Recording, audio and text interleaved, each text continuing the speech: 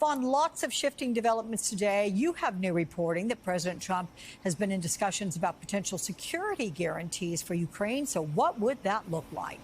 Right, Alex, this is notable and newsworthy because it was just earlier this week that President Zelensky had told a group of journalists in Ukraine that he wanted Europe to effectively be not only in the room if he were to meet, for example, with Trump and Putin, but also have a more active role in all of these negotiations because, as he said, Europe was the only one at this point in time that had provided security guarantees for Ukraine in the future. Now, security guarantees, what exactly why are these relevant to this conversation? Well, it's because Ukraine insists that as part of any deal it were to potentially strike with Russia, they would want included from the U.S. and Europe guarantees that they would come to their defenses in the future if Russia were to try to invade their sovereign land again. And that is where, in a phone conversation that took place between Trump and Zelensky on Air Force One as he flew back in the middle of the morning from Alaska here to the White House,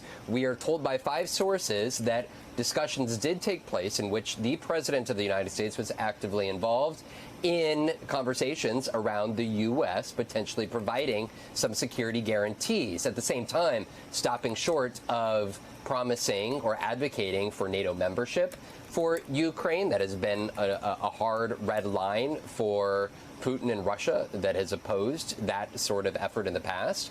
At the same time, it's NATO-like security protections. I'm told that this would not necessarily include future U.S. boots-on-the-ground protections, for instance. So there is a lot of this, it's far from minutia, but a lot of details, not to mention the fact that there's, of course, conversations that continue to be ongoing about potential land that Ukraine could potentially agree to cede to Russia as part of this any would-be deal. I want to let you listen, though, to a quick part about what could come next, because Ukrainian President Zelensky, Alex, has suggested he would like a trilateral meeting that includes Vladimir Putin, and President Trump has, well, suggested he'd be potentially open to that as well. Take a listen.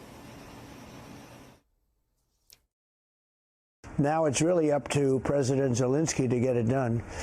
And I would also say the European nations, they have to get involved a little bit. But it's up to President Zelensky. I think we are, and if they'd like, I'll be at that next meeting. They're going to set up a meeting now between President Zelensky and President Putin.